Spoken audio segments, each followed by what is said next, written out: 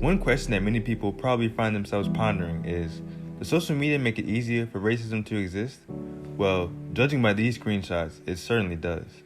However, there are multiple ways that an individual could choose to tackle that question, which is why I sat down with two active social media users and learned about how they believe social media makes it easier for racism to exist.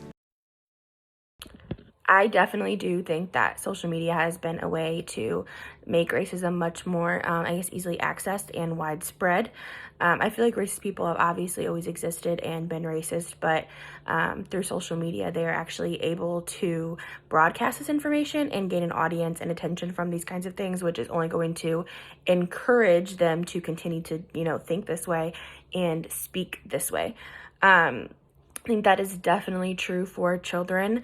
As you know, children can be extremely mean, and the last thing that we want to do is just give them access to social media platforms like Twitter and Instagram.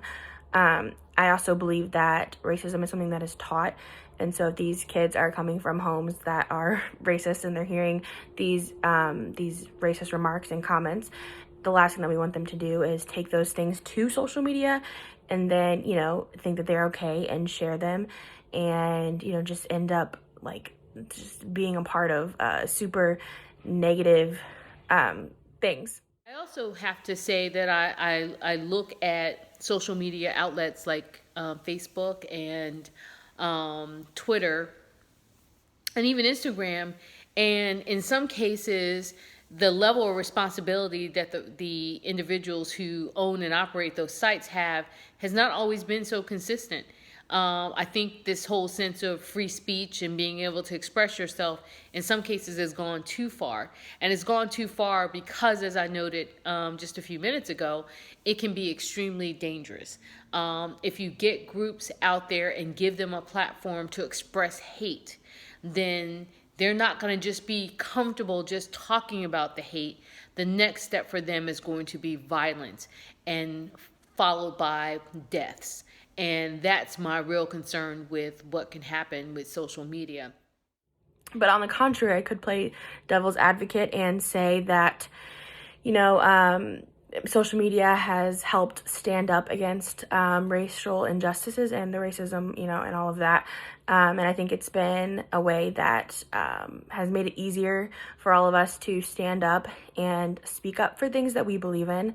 I think it is also a way that people are receiving information on recent events, and I think it's actually being used more so than actual news outlets, especially for, younger generations like us. And even though change is only going to be enacted through actual major reform and, on a political basis, there is still, really major social media movements out there that have started and aided in the spread of knowledge and information, which knowledge is power. And one great example of this is the Black Lives Matter movement. On Twitter and on Instagram, you can actually use their hashtag and it will pull up infographics about what they are fighting for, ways to get involved, and then any other recent and relevant information regarding racism and social injustice. So I think that is definitely a way that it has been positive as well. And it's dangerous to me, not just because of the fact that it could lead to violence, but it's also dangerous to our young people. It's dangerous to young people who sometimes tend to engage with things that seem like, they're out of the norm. It feels like it's a cool thing to do.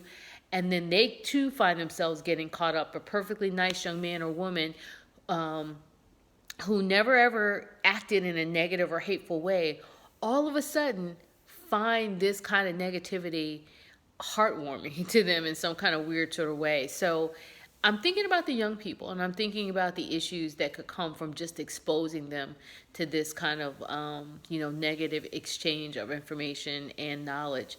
That is a problem as well with social media. After listening to these two individuals, it is clear that social media does provide a platform for people to spread racist ideas and thoughts in a dangerous manner, very quickly and easily via social media. That is why we all have to be careful when we visit all the different platforms and understand that we may see some negative comments every now and then. I think that it is time for all the platforms to take more responsibility in terms of what actually appears on their sites. so that hateful and racist comments will no longer be tolerated on social media under any circumstances.